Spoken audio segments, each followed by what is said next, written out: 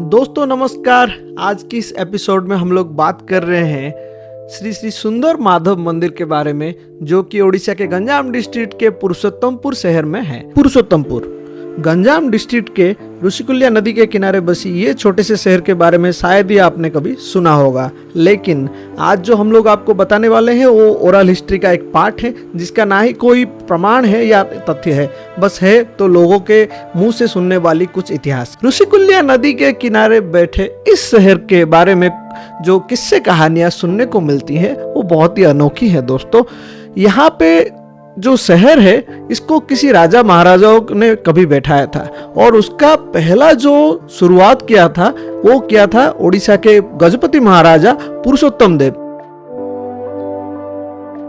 किससे कहते हैं कि जब पुरुषोत्तम देव गजपति जी ने कांची के जो प्रिंसेस थे राजकुमारी, उनसे जब शादी करने का मन किया तो कांची के राजा ने बोला मैं किसी झाड़ूदार को अपना बेटी नहीं दूंगा।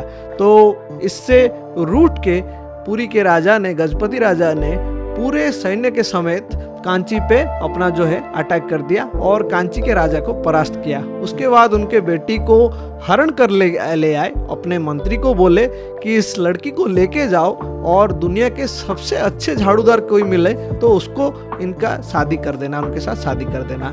मंत्री बड़े चालाक थे, उन लड़की को लेके अपने खुद की बेटी की तरह उसका लालन पालन किया। और जब रथ यात्रा आया और पुरी के गजपति राजा झाड़ू लेके छेरा पहरा नीति करने जगन्नाथ जी के रथ पे जा रहे थे, तभी उन्होंने उनको रास्ते में रोका और कहा भगवान आपसे बड़ा मुझे कोई झाड़ूदार नहीं मिला, कृपया इस लड़की का हाथ स्वीकार कीजिए। तो ऐसे ही कुछ किस्से कहानियां होती है इस कांची विजय और पुरुषोत्तम देव के बारे में। उन्हीं के नाम पे ये शहर है। दोस्तों, वो जब कांची विजय पे जा रहे थे उसी समय यहाँ पे एक मंदिर यानी कि सुंदर माधव मंदिर का प्रतिष्ठा किए थे और उन्हीं के नाम पे ये जगह का नाम जो है पुरुषोत्तमपुर भी हो गया। इस शहर के ये पहला मंदिर था जहाँ से यहाँ का जो शुरुआत हुई थी इस शहर का। इस शहर के बारे में कहा जाए तो यहाँ पे एनडी हाई स्कूल और आसपास में दक्षिण काली जैसे बड़े ही अच्छे मंदिर और तारातारिणी भी मंदिर अवस्थित है, जो कि कुछ ही देर दूरी पे है।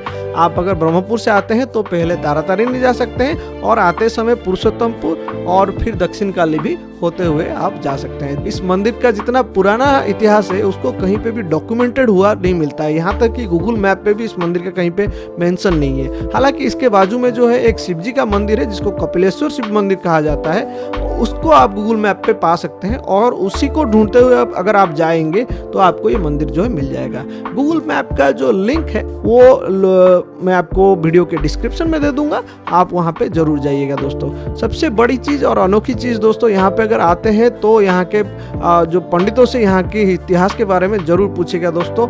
लेकिन सबसे बड़ी चीज़ है, सबको पता है ये मंदिर का कितना पुराना इतिहास है। तो चलिए दोस्तों, आज के इस तथ्य के साथ इस एपिसोड का अंत करते हैं, लेकिन आप लोगों को मुझे बताना होगा कि ये एपिसोड आपको कैसा लगा और ये तथ्य आपको कैसे लगे। इसके वगैरह भी और कुछ तथ्य है आपके साथ तो मुझे कमेंट सेक्शन में लिखिएगा।